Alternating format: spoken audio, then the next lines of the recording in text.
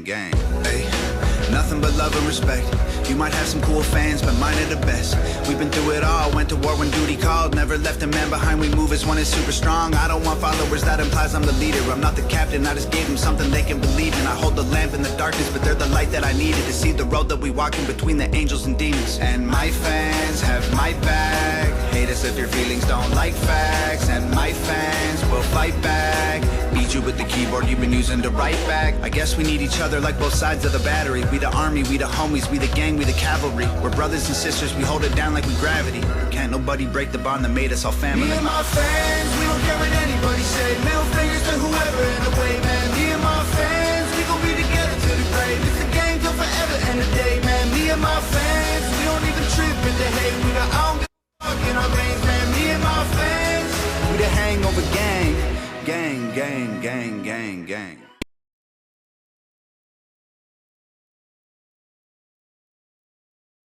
Oklahoma weather can dish out some of the worst punishment in the world. Hi everyone, I'm meteorologist Tuttle. But now you can fight back by installing Class 4 impact-resistant shingles from Ferguson Roof Systems. These shingles can withstand large hail, heavy rain, and hurricane-force winds, all while keeping your home safe and dry. And the best part? This upgrade is completely free for many homeowners. So call today to start reaping the benefits these Class 4 shingles bring, including a discount on home insurance. Only at FergusonRoofSystems.com. Hey there, meteorologist Tuttle back with you. It is just a little after 1 o'clock here on a Sunday afternoon, so thanks for joining me.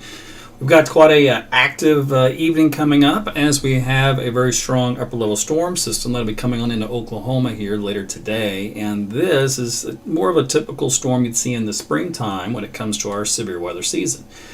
Now keep in mind, we often do have a mini severe weather season in the fall here, which runs usually from about October into the first couple of weeks of November. Now mini seasons, you could even call it a season, right? And it's quiet in October and it's beautiful weather. Actually my favorite month of the year, because of the temperatures and all that kind of stuff. But this time around, we are going to have to deal with, unfortunately, a pretty significant weather event. Now, if it were, say, the mid-spring, late spring, you would hear way more hype, way more attention given.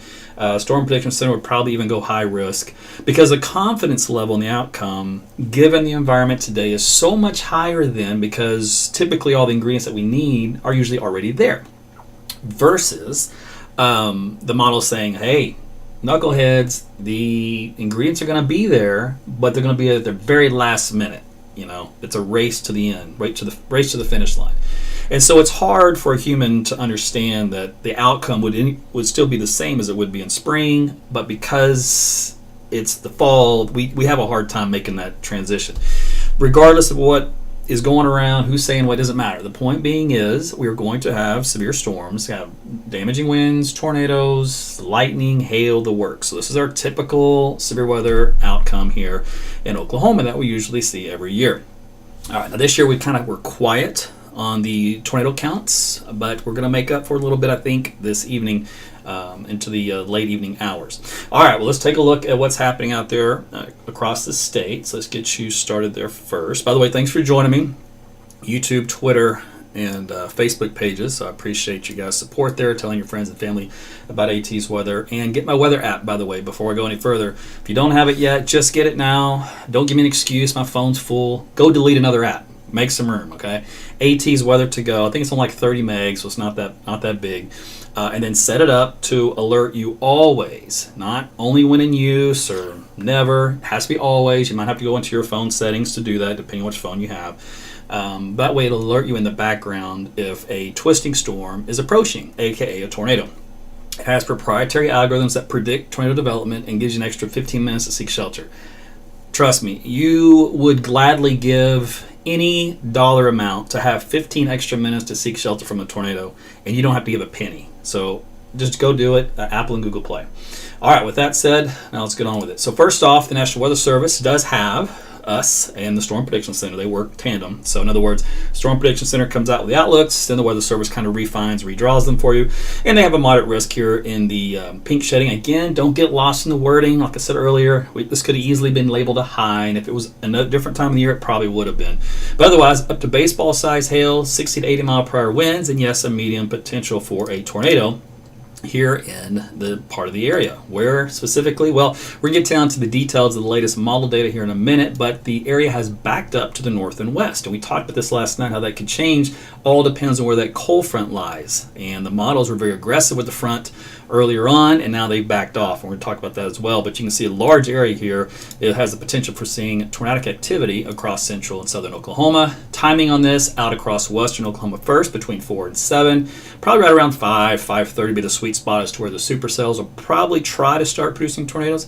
In other words, it takes a little while for them to get going, and I'll be broadcasting live when that does occur. So if you want hype-free, non-drama, relaxing, calming live severe weather coverage, you might sure you want to tune in here through your social media channels. You can broadcast it to your phone, from your phone or tablet to your TV. You can watch it on a big screen TV. It's all in HD, so you'll be able to see in great detail. All right, so here's a look at Tulsa. Also, moderate risk here that does stretch into Tulsa County, all the way back down to McAllister. Now, if you're watching from the Missouri and Arkansas, yes, you're still in the severe weather risk, but the good news is they will continue to weaken as they move into your region because it'll be getting late. It'll be after midnight. But otherwise, a few tornadoes, damaging winds, golf ball size hail. Timing on this for you guys up in northeast Oklahoma from 6 to 9 out here in the lighter blue shading, 9 to midnight here otherwise, and then after midnight for, say, Fort Smith onward. Now, we do have a risk of more storms and possibly could be talking about tornadoes again here in Oklahoma on Tuesday. Still, there's a lot of details to be worked out, so don't start fretting about this one. Just know that's another day to pay attention to after we get past today. We're just going to focus on today. So the Storm Prediction Center has outlined a hatched area. Hatched area means of significant tornadoes. In other words, a significant tornado is EF2 or greater, and that does include just about the Dallas-Fort Worth area. And then points for north and south, north from there, northeast from there, up to northeast Oklahoma, back into north central, and then west central, just tipping on southwest Oklahoma, just touching it down there. So it's a very large area where tornadoes are possible. Now, the energy, the upper level low is out here across New Mexico, so it's right about in this region. And as you can tell, it is moving from here to the east. It should be about here around 6, 7 o'clock this evening. It's a pretty fast mover. Now, what you will notice is we do have a lot of lift in the atmosphere ahead of this, so it's just generating all the cloud cover. What you can also focus on is this little band right here. See this Q field? This is moisture coming in from Texas and then pooling along the frontal boundary. Now, this becomes a key factor in a tornado environment. You look for this pooling of what we call dew point air. All right, so it's that very moist air, and wherever it pools, you get a higher dew point value for the storm to feed into. And there's a big difference between a dew point of 60, 65, or even 70. Each degree is a magnitude an ingredient that the storm needs to try to produce a tornado, given all the other ingredients are there. So this is a very important concept to understand, and that is going to be something we're going to focus on here in just a second. Now, if you take a look at the surface plot of that, this is the winds here, and we have a south wind. These are wind barbs. So a south wind right here over central Oklahoma and south-southeast over here, and then even a south-southeast wind here. And then here is where you have the front that's kind of meandering in this vicinity. All right, so it's not a very strong front, actually, which is why the models have kind of backed off, because that upper level low is pretty strong. It's kind of pulling the atmosphere back to the north. In other words, a front can come either both ways. As a cold front progressing, or as a warm front retreating. And if it's in the middle, it's kind of called a stationary front. So right now, it's kind of on the stationary frontal area. Now that opens up the risk for a tornado anywhere, as we said, along the frontal boundary, then points to the east. All right, so that's why the area has grown. So it all depends on where that final boundary is, and models try to do their best as to picking out where that will be, but they don't always do so well. And then they typically err on bringing it too far east, just like they did last night. So now it's back out to the west just a hair. That does mean that the greater Oklahoma City metro area, including the west side of town, north side of town, yes, you are under the potential for a tornado. Now, Where's the most likely area? Let's take a look at how that front ought to materialize. We're looking at the surface winds. So we're going to put this through for you through time. This is 2 o'clock in the afternoon. You're going to watch the surface low down here across northwest Texas. You're going to watch the surface low travel to the east, northeast. And you're going to watch a low travel up H.E. Bailey right here in Oklahoma City and then on into Tulsa. All right. Now that's going to be working along that frontal boundary. We call it a meso low. So let's see. There's 3 o'clock, 4 o'clock, 5 o'clock. All right. So now we're at 6 o'clock. Let me go back to 5. It gets messy after 6 because contamination comes in from storm development. But in other words, here is a look at where the front would be. Now you can see the front has slowly worked its way from where we just showed you a minute ago, which was what, right about this vicinity, has now worked its way to this vicinity. So that puts these people in the clear. Enid, Woodward, all you guys out here in far western Oklahoma as far as tornadoes are concerned. You still might get some storms, maybe a little bit of hail, but as far as a tornado threat. And then we're going to watch for is this surface low to move in this direction along this boundary. And that is where you get the enhancement for tornadoes. So let's go through time. There's 6 o'clock. Here's 7 o'clock. Now look at that jump from around just west of Lawton to now into the Blanchard, Newcastle area. So what happens with this low is you see this purple area. These are wind speeds that are gusting now up to, let me see on the scale, 30 miles per hour, 35 miles per hour. So very strong surface winds along with the surface low that feed in. Plus, it has a tendency to make these winds go more to an easterly component, more of a southeast, maybe sometimes an easterly component. So these mesolows, where you see them track, so in other words, it would be tracking like this, is the most favorable path if you have any supercells riding along this with it, will produce tornadoes. And that does include right here in Oklahoma City. So that's what I'm expecting here for today, coming in from the southwest side. It's a typical track that we do see here, and it's just the way things line up in this part of the country. And it will move off to the east here. Notice the timing, by the way. This is 8 o'clock. We have a very short window here. It's like a 2-hour window when things get rough and then they're gone. Now you can see this is already east of Oklahoma City. This is east of I-35. So this is up now toward Chandler, moving in toward Shawnee. So that's where the tornado threat would move with it at that point in time. Now that's just on this particular low. Keep in mind, we will have supercells that develop along this part down here, which is actually along a dry line. So you may have the front in that area, but you've got the dry line down in this area. And that dry line is, let me do this real quick for you. The dry line is another focus to get storms to go. And this is my second area I'm looking at for significant tornado development outside of the issue with the surface low that travels to the north. All right, next frame up, 9 o'clock. So it's now moving into West Tulsa. We're in the Manford area, getting pretty close to you guys. And then down south in I-35. This is another little low in this region. So you have the low there and you have a low there. This is the main low. This is a meso low. So either way, both of those are factors to get traumatic development. Now that low moving through Tulsa County by 10 o'clock. So again, your tornado threat heightens at that point in time between 9 and 10. And then of course it'll move east from there. The next frame is 11 o'clock and that low now moves up to northeast Oklahoma. Now here's the key also with this one.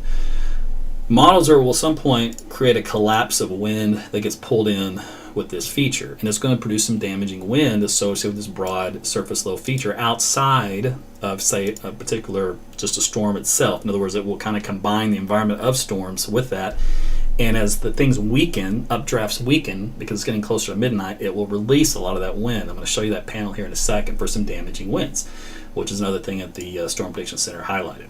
Okay, so that's kind of what's going on here across Oklahoma and the timing on that. When I plot the different high-resolution models that we have as far as tornado tracks, this is called helicity tracks. It's a maximum updraft helicity. Now, this could be the swath of damaging winds, the swath of large hail, or the swath of tornadoes. So that the tracks, because that's where all those are most magnified. But you can kind of see how in this particular model, there are several tracks that kind of go in within this band that we're looking at. If we look at the another model here, the NSSL model, very favorable for a very significant strong signal here coming in from southwest Oklahoma into the metro area. Then kind of weakens, but then there's more little ones after that. There's one in Tulsa. Here's a look at another high-res model that we've been developing lately in the meteorological community. Has a couple here over Oklahoma County, Canadian County, and then back here in that secondary area that I do like for tornado development, down around Ardmore, and then points east, northeast from there toward McAllister. Another model here has some signals down here to the south, but it really loves that area on the west-southwest side of Oklahoma City, then moving right through Oklahoma City. And then we finally have the HER, which has had this same look, very consistent, but has been shifting northward every run. Here's a close-up view of that, for example. This is why it matters. So again, very close to the turnpike on either end, and if there's going to be some wiggle room because the models won't know exact, but so where it appears, or it depends on where that exact front position is along the surface slope. But the key point here is that they are predicting some really nasty supercell storms to roll through a very highly densely populated area. Obviously that's not good, which is why you need to have your precautions in place, your tornado plan in place, know where to go, what you're going to do with the kids, the pets, everything, your neighbors. Have a game plan already outlined. It's always the lowest floor, centermost part of any structure building. Same thing with the floor level. As many walls between you and the outside, and helmets, sports gear for the kids, mattresses, whatever you want, and all of that is to prevent flying debris from injuring you. Glass, splintered trees, woods, limbs, whatever, because everything flying at 80, 90, 100, 150 miles an hour is going to hurt. All right, let's see. So that's kind of a look at why this is a significant event. Now here's another interesting parameter to show you here. This is called the significant tornado parameter based off the HER. Now, why I wanted to show you this was because this area here where it looks like the value is up to a 9.1, which is almost off the chart. It's a very small hyperlocal area from Caddo County up into Cleveland and then Oklahoma City, or excuse me, southern Oklahoma County, and then points kind of east from there.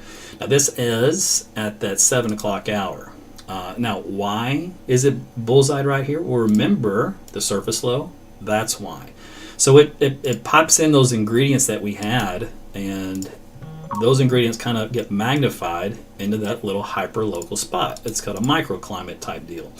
The next hour on, you can see it kind of scoots in across the south side of town on now towards Shawnee, just a little west of there by the next hour. So by, was it 8 o'clock? And then 9 o'clock comes in toward Tulsa. 10 o'clock it's through Tulsa, and then it starts to weaken after that. And there's a secondary level that builds. Look at that in southern, southeastern Oklahoma there just briefly. So there are some brief windows where the magnitude of the parameters kind of peak, and it's in those peaking moments where storms, as long as they're in that environment and there aren't anything that can disrupt their rest of what's going on, that's when they really like to try to produce tornadoes. So that's why I'm saying we kind of have a large area, but kind of two-pronged approach as far as where to look for. Kind of on the southwest side of Oklahoma City, kind of in this area, and then the secondary area kind of in this region here, kind of a two bullseyes. Doesn't mean something can't happen in between. It's just the model parameters right now, that's where they're kind of highlighting, and based off of just what we've learned in meteorology, where to look. Now, if you look at the hail size, I know the hail size forecast I think has come up a little bit. It was golf ball size hail, and it may be up a little higher. Some of the analogs have indicated higher, but still the model data is not too overly excited. It still keeps about golf ball size hail, so it could be a situation where most of them are golf ball or smaller, and then you just have a few freak hailstones where you really get a very strong supercell that can produce the big ones. And usually in those particular cases, you can go up to around 3 inches in diameter in those really high, crazy events. The wind damage component. So this is a look at the wind damage speeds. The scale here on the right gets into the 60s to 70s once you get to the brown. You get back into the pink, you're in the 80s to near 90 miles per hour. And believe it or not, the max model point here has 99.9 miles per hour. That's a 100 mile per hour wind gust that it thinks is capable in the atmosphere inside the column of air in these thunderstorms once they start to collapse, which is why, as I mentioned earlier, we have to watch that track of that low in northeast Oklahoma, because that's where it's dropping the most significant wind in and around the Tulsa area, up toward Bartlesville, Osage County, back up toward Miami and Nowata up here into northeast Oklahoma. But you can see pockets of these little brown areas, which is 60 to 70, all over the place. Anywhere where you get a good strong downdraft from these supercells, even here in the southwest Oklahoma City, out here in western in Oklahoma as well. So you're going to have pockets of damaging wind, and then you may have a more widespread damaging wind even up here in the northeast. And that's another thing that can happen. So what is not on here, and I'll show you in the next map, but I'll draw it for you real quick. So, you get the low up here, and you end up getting like a squall line that eventually develops, right? And the squall line moves to the north and east.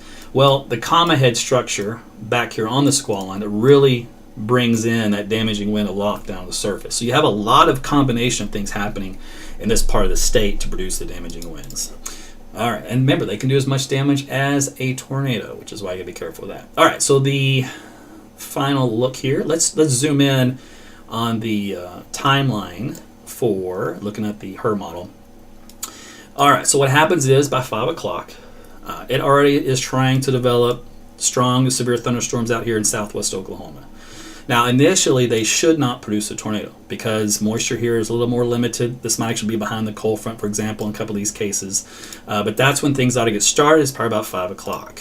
Now, they erupt and grow significantly between 5 and 6. So now you have this supercell cluster of a bunch of little baby supercells all mixed into this large area. And then you can see kind of where the cold front is starting to line up here from Enid, south and west at that point in time. This is, of course, assuming the front is still in this location, which we looked at the newest data, which appears to be somewhere in that broad area. Okay, so that means behind the front, by the way, you guys, behind the front, this is just pockets of wind and hail, not tornado. All right, you don't get a tornado up here in that. You have to be on this side of the cold front for that to happen. So that's why it's very important to watch where that boundary is. Now we go to the next hour at 6 o'clock. Let's go to 7. And you can now see how these thunderstorms are now starting to roll into the greater Oklahoma City metro area. You're already starting to get kind of that squall line-ish look up here with the wraparound look to the reflectivity structure. And so what happens is then we got the supercells that are ongoing, maybe even a couple of them moving through here. And then you'll end up with new supercells going down the squall line or down the dry line here eventually, already trying to develop down along 44. Go the next hour, 8 o'clock. So rough here in Oklahoma City, whereas the leading edge of the supercells are now beginning to move east of town, probably just east of Tinker by that point in time. Again, this is assuming that the models have a really good idea on the timing and the speed, which can vary a little, but these are general guidelines here.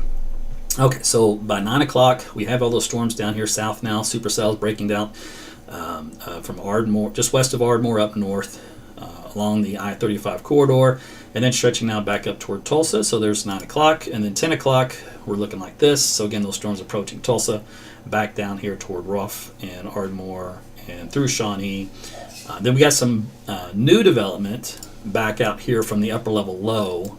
Now this could be borderline severe, but it's not what you think. It's a lot of lightning and maybe some elevated hail usually happens with that. So otherwise, it's not anything to worry about. It's just the east line here. So if you've noticed, the models have continued to struggle with this, but their general idea is it breaks out into a squall line, right? And a squall line is a solid line of storms, but you can still have some embedded supercells within this. As a matter of fact, it kind of hints at supercells out ahead of the squall line, which can produce the tornadoes. And then you have sometimes embedded supercells within the squall line, and sometimes you can have a tornado develop along the leading edge of a squall line by a whole different process called a QLCS tornado. They're usually not that strong, usually very quick. They don't last very long.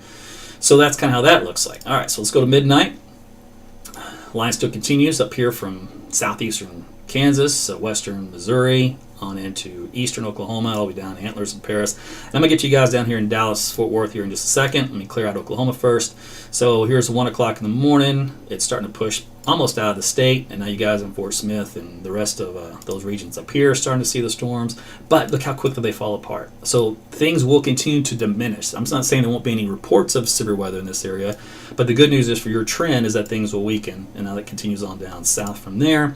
And then by 3 o'clock in the morning, it continues to weaken, but continues to continue on into the western third of the state, and then for Arkansas. And as we head into 4 o'clock and 5 o'clock, by the time we get to there, it's a Little Rock. These are probably at this point garden variety thunderstorms with a few pockets of damaging wind, would be my guess as far as the outcome. All right, let's go back to Dallas-Fort Worth, down here in Texas.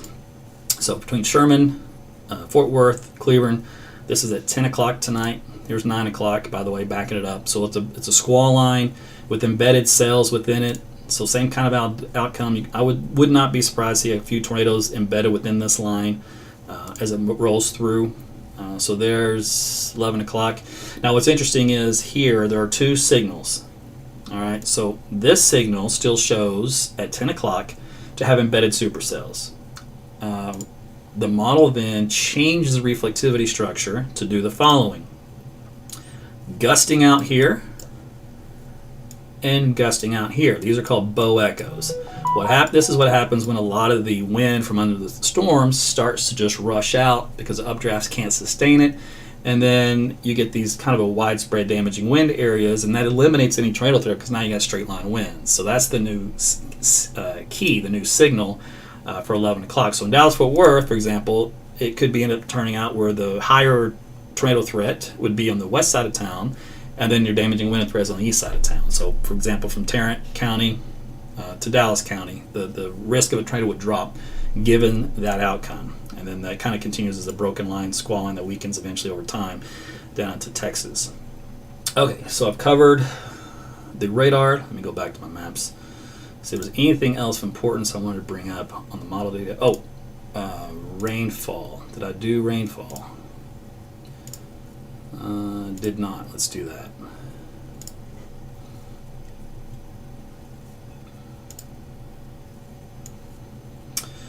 So obviously, where you get the heaviest storm activity, where you get the most rain. In this particular case, central Oklahoma, it's going to vary anywhere from a half an inch. There's an inch to an inch and a half. There's 2 inches. There might even be 2 1/4, 2 1/2 to maybe 3 inches once you get just on the northeast side of Oklahoma City. Here towards Stillwater, south of you guys, up to around 3 inches. In Stillwater, there's an inch. Up in Ponca City, you're close to 4. You're in southeastern Kansas, you're up to around 4 inches of rain. So this is kind of where you get that common head structure, which produces a lot more rain. It's a slower projection system. So down south, you have more of these heavier cells that just track within a solid line, and these heavier cells show up as these streaks. 1, 2, 3, 4, 5, 6.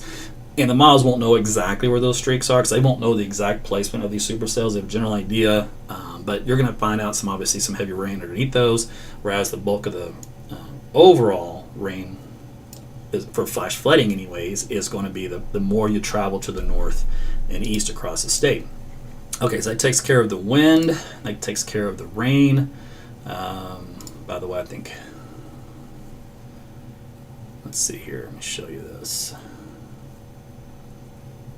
I showed you this a minute ago on another map, but for example, here's just some of those winds that are in excess of 60 miles per hour up here in northeast Oklahoma as that low moves on through. Okay, so let's see. Wind, hail, severe weather. I did the forecast soundings and instability. All right, let's just look at that real quick, and then that's it for me. All right, so here we go. 6 o'clock, 5 o'clock. So what happens is you get the moisture and the instability that rushes in to this direction, and that comes into this surface low that's developing, and that's the help the trigger to get going. That's convergence. It's where the air comes together and then eventually has to go up because it can't go down in the ground, so it ends up going up to form the clouds and the storms, and then the big stuff after that once it taps into this environment, which is a shear environment. These are all these little direction arrows are. So if I look at the direction arrows, maximize shear down here closer to the surface low, which makes sense. It says in this little pocket right here. All right, so there's your maximized shear. Very small area. The rest of the shear here, it's not that great yet for tornadoes. This is 5 o'clock. At 6 o'clock, the shear starts to improve in this little quadrant kind of overlaid where you see the yellow, which is Cape values around 2,000, and our shear starts to get better here in Oklahoma City. All right, let's go to 7 o'clock. 7 o'clock, shear is much better over a much larger area as the winds, what we call backing at the surface, and much better down here in southern Oklahoma. So if I were just to pick some soundings, forecast soundings, we'll pick down here in southern Oklahoma first, kind of give you an idea. So what happens is you get the adequate turning with height from the winds as they start from a south-southeasterly direction and turn to the west-northwest. Interesting though that the model still has them as a little bit of high-based storm action. Now the higher base, this is the LCL value, that higher that number is up on the chart here, the less likelihood of you getting a tornado. And this is only at 7 o'clock. This is early in the game. That lowers with the setting of the sun and the low-level jet. Photograph looks really decent. Classic supercell structure, possible hazard type as a tour, and strength so far in EF2, EF3. And this will change per hour. So let me see if I click that same spot. Yeah, I can click the same spot. Now, I just clicked the same spot. I just went ahead 1 hour on the map, and the knots have increased to 50 knots. That's where low-level jet kicks in, and that's at 8 o'clock. So that's how your wind shear can increase given that environment. And then it boosts your tornado threat as a result. In other words, the strength of the tornado. The higher the shear, typically the better the strength of the tornado. Given the other parameters are still kind of the same. So let me see. Let's go back to 8 o'clock. I'll just pick this little spot on I-35. Out ahead of it. Same look. And EF3 to EF4 tornado type strength as far as the forecast from the model data. Still a little high base, and that may help offset a little bit. But given the environment, that'll be tough because I think we get the pooling from the low-level moisture. I think that's going to be a problem. All right, so let's look here in Oklahoma City, for example. We'll go back to 6 o'clock before these storms really come in. I'll pick on the west side of town, for example. Same idea. Very uniform, very smooth wind direction change from the bottom to the top of the atmosphere. This is a vertical profile. Same idea with the lifting condensation levels, a little high base on the storms early on. Classic supercell structure, great photograph, EF2 to EF3 tornado. But this is before the storms arrive. Now as the storms get here, remember everything happens at the last minute and comes together at the last minute. So look what happens now. As the storms are moving through, the lift goes off the charts, obviously. The very, very surface here on this map is behind the boundary, actually, of the front. So I've got to move my cursor. But before I do that, it cranked up the tornado parameter to an EF4 and what they call a PDS tornado, which is a particularly dangerous situation. So let me go on this map to pick a spot that's uncontaminated before the storm arrives. So I'll pick on the south side of Oklahoma City. So there's your idea. It's an EF4, EF3, EF4 tornado. Classic supercell structure. Tornado on the hazard type. Beautiful photograph. This is not good. You have 50 knots plus low-level jet wind speed all the way up to the mid-levels. Still slightly higher base than I like to see, especially in the evening hours. Typically it's much lower. That could be one thing that goes in our favor. It could be. It's a limiting factor, but the other factors could overcome it. But at least that's on the table. But that's here in Oklahoma City. Kind of gives you an idea. The models do suggest a strong, significant tornado. All right. Now we'll go to 8 o'clock hour. Now the threat's already out, remember, for tornadoes out of Oklahoma City by that point. It's now on the east side of town towards, say, Shawnee. So I'll pick a point in Shawnee. Same idea, hasn't changed. In other words, the atmosphere out ahead of the system continues to move with the system. So the system doesn't overrun the environment, right? So typically, you have an environment, systems run through the environment doesn't change, and then the storms eventually get out of that environment. In this particular case, the storms and the environment move in tandem, and that's why the threat never diminishes. So it's a different setup. We don't get these a lot, and hence why things are looking so good. All right, so let's go to Tulsa. 9 o'clock. We'll see what the conditions look like as that storm approaches Tulsa. Same idea, PDS type tornado output, EF3, EF4. Winds back to the surface, even more so here from central Oklahoma. So really, actually, this is a little bit more ominous to a degree, but it depends on how things progress with the squall line type structure as that storm environment moves in.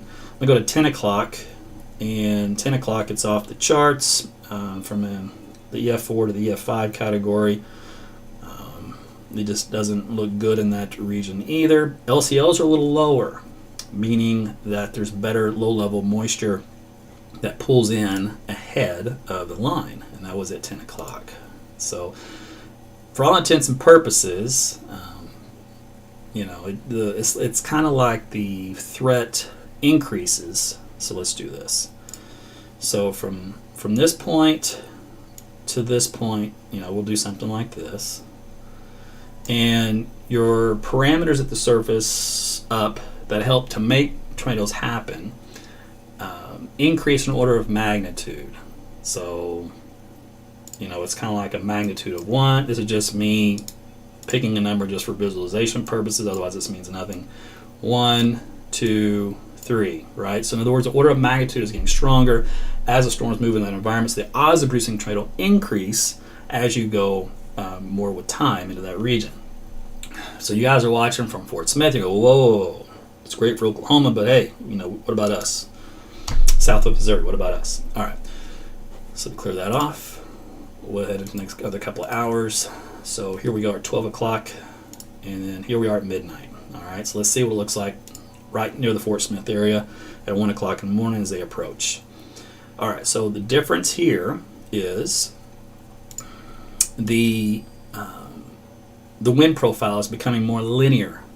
In other words, they're almost all out of the south-southwest. You have a lot less turning with height. Your classic supercell is diminishing. There's some weakness in the wind field from 4 to 6 kilometers. The photograph is no longer as pretty as it used to be. The potential for tornado strength has come way down, EF1 to EF2, and of course your instability is dropping, only 1,000 K. So that's the atmosphere winding down. So if you guys out there, at this point in time, it should be a squalling, and you might have those QLCS type tornadoes on the leading edge of it, but as far as supercell type structure tornadoes, those are gone. So that's the good news for you guys out there in southwest Missouri and western Arkansas as that line makes its way toward your direction. Okay. That was a mouthful. That was a lot. I get it. But hey, you're here for a reason. You want to learn about the weather and you want to understand it. And you want to know, obviously, what the forecast is, if you need to seek shelter or not, and what your game plan is. So you came to the right place for all of that. I have the freedom to do that here, and I thank you for your support and allowing me to do that, and for following and sharing the content with others so that they can get some good science-based information versus what they may get elsewhere. Remember, click sell, and that gets people talking, but does it do any good other than drive up fear? Probably not. So here I try to help remove your fear and educate you instead so that you can make an informed decision and keep your head on straight when this event starts to unfold. Keep in mind, a tornado is like a needle in a haystack. It is literally a very tiny, small object compared to the rest of the state. So keep that in mind. Keep in mind the probability is very low. Not all supercells will produce a tornado. Now, all supercells will rotate because that's the enhanced definition of a supercell. They're a column of rotating air spinning the atmosphere.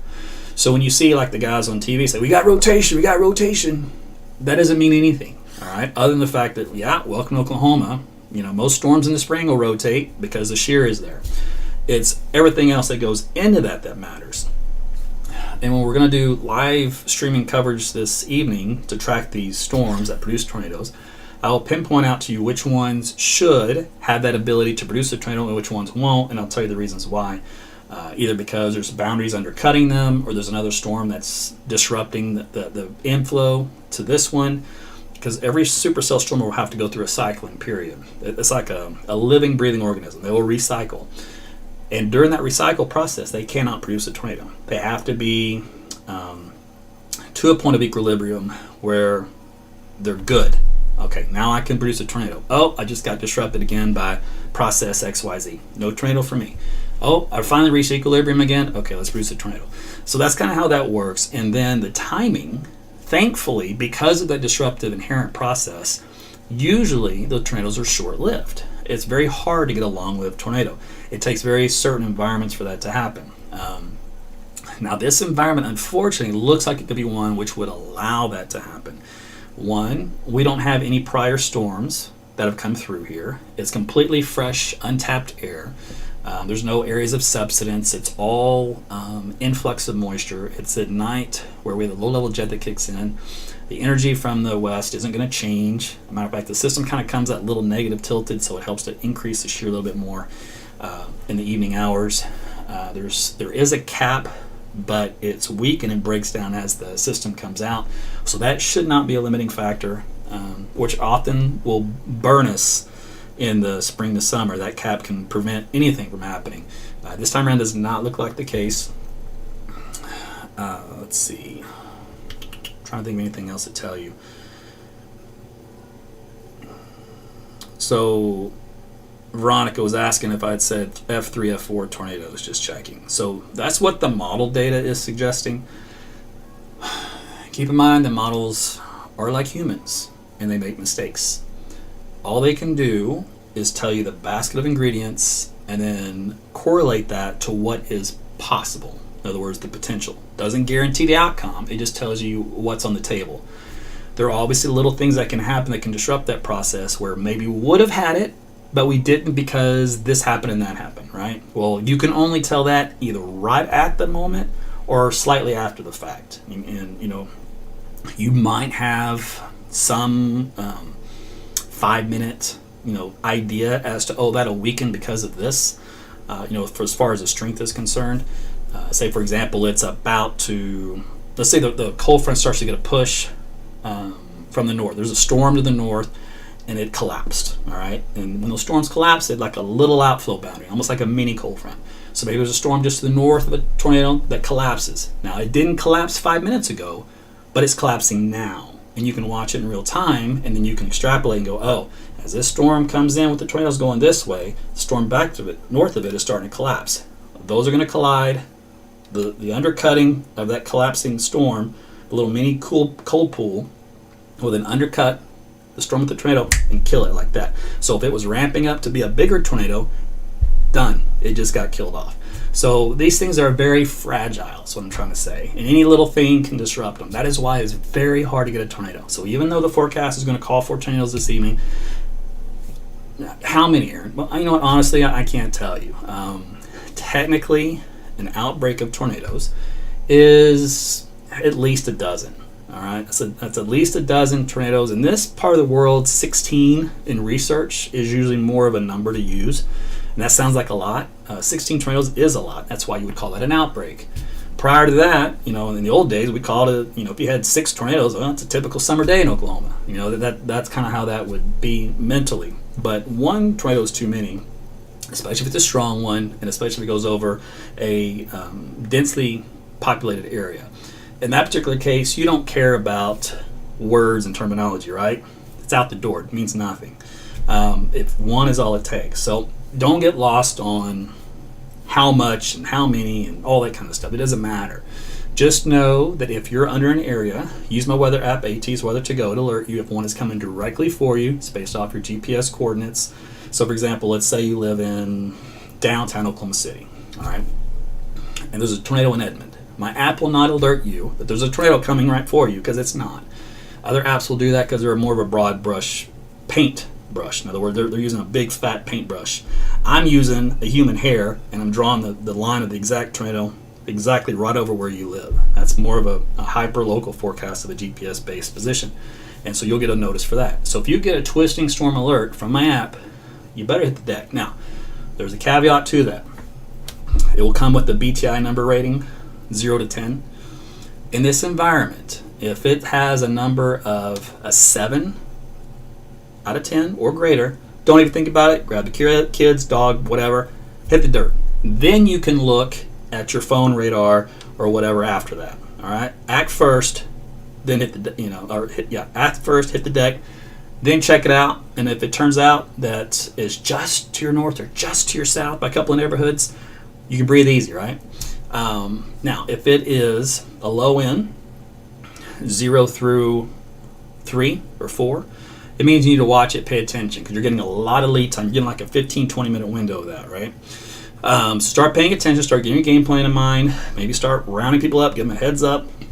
If it ramps up to a 4 or 5 or 6, or it starts out as a 4 or 5 or 6, you're in that transition zone of, I better be on the safe side, hit the shelter now before it ramps up. Because I still remember, I've still got plenty of time to get to the shelter, might as well make use of it. Don't sit there and procrastinate. Try to finish your replay of Survivor. And go, there's only 5 more minutes of Survivor. Hold on, AT's other app says it's only a BTI of 5. I think I had a few more extra minutes. Do not use it that way. That would be the wrong way to use it. Use it to go, man, thank God I got an extra 15 minutes of notice of this. All right, let me gather this, that, and the other. Grab the kids, grab the dog. Make sure our place is safe. Get situated. Then make sure I'm streaming AT so I can get where the thing is actually at and what's happening with it. Is it going to die out? Is it going to grow in intensity? all that kind of stuff. You can pull in your radars at that point. So my weather app, make sure you can, there are 2 radars on there, by the way, here in Oklahoma. You can pull in the high-res radar. So on the high-res radars, you can do your own radar analysis, right? And like central Oklahoma covers the greater metro area of Oklahoma City, for example. And there's a velocity, so you can even look at the winds. You can look at those little circle areas of red and green where it comes together. But really easy to spot. If you have a big, strong supercell, very strong as a cyclone with a tornado in it, easy to spot. You can see it and which way it's going. It'll have an arrow pointing to the direction in which it's going. And you can click on those arrows. You can click on, so let me do this for you. Show what I mean. This as an example. All right, so you've got an arrow like this, right? And this is your, I'm gonna draw this for you. This is your supercell storm with your hook echo right in here. And it's got an arrow going this way. You can, on that app, AT's Weather to Go, Apple, Google Play, you can click on this part of the arrow, this little dot, and it'll open it up. And it'll do a storm track for you. And it'll tell you the time of arrival for everybody in this path of this arrow. And it'll tell you what's inside the storm itself. If it's hail, how big, if it's got meso for mesocyclone. TVS stands for tornado vortex signature. So there's a lot of information you can get by touching that arrow and then dragging the city bar after that to see time of arrival. So play with the app around, push a lot of buttons, make sure you get familiar with it. It could save your life. And keep in mind, I'm going to blow your mind here, a lot of people just open up and use the default, which is your current location, which is fine, there's nothing wrong with that. But you can enter, I think it's up to 16 different locations. Why would you want to enter 16? You got kids in another family. You got your grandparents, your parents, and you want to put their address in to your phone. So you put their specific address in, you can type it in, and if that is coming for them, you will get alert for that. That way, you can call them and go, hey, you got 15 minutes before this thing's going to hit you. Are you in your shelter, right? And they can say, oh, no, we were just watching Matlock reruns. You know, it can happen. So this is where you step in and you help them out. So that's an example of how you use my weather app. And it's free. So, and again, make sure you set it up correctly, which is to allow always. You might have to go to your phone settings to do that, especially on Google. Listen, man, for app creators, designers, that whole nomenclature is a pain. So, because as an end user, you just want to install it and then be done with it, right? Nope, we've got to walk you through all these things for privacy concerns and this concern and that concern, because not every app is made, for your benefit. Let's put it that way. Now mine is, but unfortunately mine gets thrown in with everybody else, so we all have to play by the same rules, and bad apples has caused the good guys to have to jump through hoops so that you can get the information you need. So make sure you use it in that direction. Okay, so let me I'll peruse a couple of comments here on YouTube and Facebook, and then we'll turn you loose, make sure that I didn't forget anything. So let's see, on YouTube I answered, Andres, I answered your question about Dallas. You're going to have some rough storms down there. Wind, hail, and potential tornado.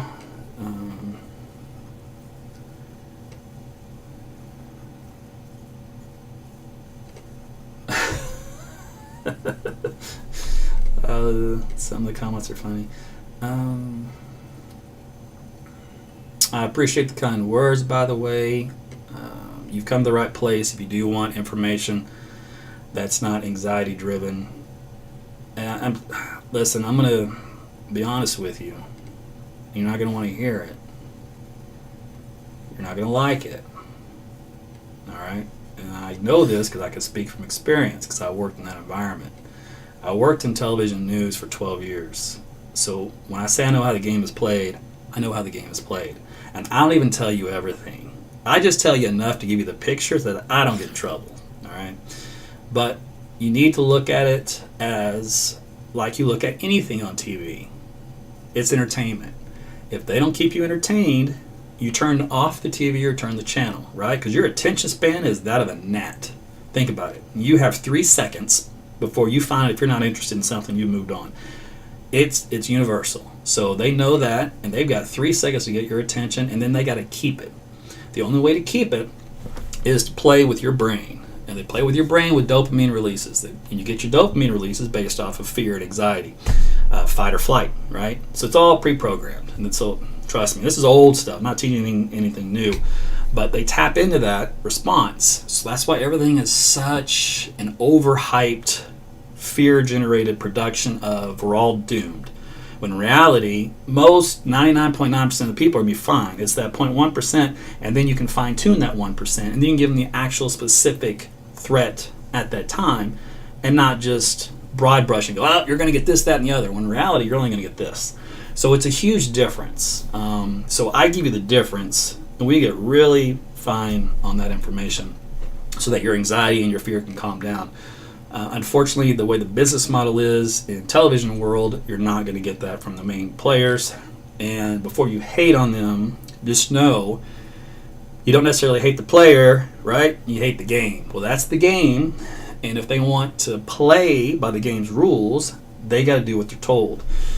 So, for example, one of the guys on the TV stations here that I used to work at, he made a post that he was supposed to go to Spain today. And he says, thankfully the wife understood. We can always go to Spain next year. Now, I don't know about you, but if you've ever decided to go on an international vacation, that's a lot of planning, and that is a big expense, right? And to be told the day before you're not going, that's you being the player playing the game because your boss said, I don't care what you're doing. I don't care if you're getting married tomorrow. I don't care if you're going to Tahiti. I don't care whatever, because there's going to be a tornado here. We need ratings. We need revenue, and you're going to be here to do that for us. So again, before you hate on that person, keep in mind that's the kind of pressure they're under. Now for me, I used to be under that pressure, and I hated it. I am my own person now, so I don't have to answer to anyone. Oh, it is so free to not have to do that, especially when it's not fair or not cool, right? So that's some freedom I have in what I do. So I'm not under pressure to hype things up. I'm not under pressure to get ratings. You can watch me or not watch me. Now, obviously, in my point of view, it benefits you to watch because if you want to stay calm, but maybe maybe don't want to be calm. Maybe you want to have the crap scared out of you. Well, then you don't want to watch me because I will put you at such ease. You'll be like, oh, it's no big deal. I'm ready for the next storm, right? So this depends on what you want, what you're used to. I happen to like the calm approach, but I was in the other world, and so it's a circus, it's a production, all the bells and whistles to make sure you don't change. 3-second attention span. So keep that in mind. So tonight, when I do cover, I do have some storm chasers, and we'll see if they do go out in the field. The problem is it's nighttime, right? It gets dark early. At 7 o'clock, it's already dark. Nighttime chasing is the worst, just so you know. Now, the TV stations, in an effort to try to combat that, have got those infrared cameras. Well, those aren't designed really to go very far, so they still have to get really close to a tornado. And at night, you never want to get close to a tornado. I've been there. Oh, you don't want to have the crap scared out of you. You guys, man, try chasing for a TV station, and they say, go here. And this was in the old days. We didn't have a smartphone. I had the own radar popped up where I could see where it was. I got to go off the cues, and then we're signal markers were, okay, I'm on this road and this road. It's around here somewhere. Oh my gosh. Dude, I almost died twice in that deal. I had one almost go right over us. I think we did have one go right over us. It was a weak one, thank goodness. It was the winds were all doing this. They're all right in front of the car in the field. So it must have been like an E of 0. I'm just like, oh, man. Talking about nightmares. So at nighttime is very difficult for chasing. Is the point of that? So the information that you get, be a little different. Okay, real quick here before I lose some of you. I had almost 1,000 of you sign up for. Let me refresh this page. I'm going to post this link, and I'm going to walk you through it. All right, so let's do this here together, so I can see how this works. All right, so I'm on my own page. So this is on Facebook. So I'm going to put in the link that you can click on to get whenever I go live. So this thing that says opt in and get notified when I go live on the broadcast, blah, blah, blah, right? So when you do, that's assuming that Facebook is not notifying you when I go live. And so what happens is then your instant messenger is going to pop up, and it's going to say this right here. I'm going to move this to the left a little bit. And it's going to say, hey, Aaron, in my case me, click to watch today's broadcast right here. And the word "and," I should actually make that capital. And manage messages, so I can send you a notification for the next update. So you can click on two buttons, watch broadcast and manage messages. So how does this work? Well, obviously if I click the watch broadcast button, it's going to take me to the one you're watching right now. If I click manage messages, it's going to click on that. It's all automatic. It says, hey, I'm going to help you out with this. Two options. Are you sure you meant to click that button, which is keep my updates or stop updates, just in case you say, you know what, I've had enough of that dude. But let's hope that you don't feel that way. You hit keep my updates. And it goes, okay, I just want to make sure this is what I have to do. It's annoying, but Facebook demands it. Are you sure that you want to do this? And I say, yes, notify me. And then I say, you know what? You're notified. So you're done. You got it. So the next time I go live, you will get a personal notification from me that I'm going live. That way you will not miss it. You'll not be late. You'll be right on time. And when you do, this link in here, you will have to re-up. So in other words, when you watch it, when you get the message from me again, it's the same process. You just click on those same buttons over and over. That way, the next time I go live, you'll get notified. Because in a situation like tonight, for example, I may take a break, especially if there's no tornadoes for a while and things are kind of in a lull, and then I'll come back, right? Well, in that case, I'll probably end the broadcast and then restart it. And you may not know that I've restarted it if you don't opt in for this, because I'm not sure how well Facebook is going to notify you from quick on and off coverages. Now, usually I try to stretch it out, and I hang on there as long as I can so I don't have to go through that process. But keep that in mind. That's one way to circumvent the issues that Facebook has. And you can use this even if you watch me from Twitter or YouTube. If they're not notifying, which I believe they actually do a pretty good job, at least I know YouTube does. Twitter's changed. It used to be Periscope. I'm not sure what Twitter's doing now, honestly, to notify you. But I do know YouTube works, as far as I know, perfectly. But a lot of you don't watch on YouTube. You watch on Facebook, and I get it. So it's just whatever you're comfortable with. It doesn't matter to me. They're all on 1080p HD. And they all have chat features so you guys can chat with one another and find out what he say and where was this at. So it's all information you guys can get. And plus you can broadcast them both up to your big TVs. That way you don't miss anything. You're not having to do like this and go, what was that, on your phone. Let's see, anything else? Let's see, so I covered that. Covered the app. Cover what you're going to see. Had a ton of you checking in today for this live, so I appreciate that. Make sure you tell everybody about it. I'll do a quick blog post, which I haven't done. I usually do them once a week on Sundays. So I'll do a really quick one that just says, pay attention for this evening. So, and I'll re-share that because it'll be too long to rewatch this from the beginning. And then I'll post probably just like a map on it or two.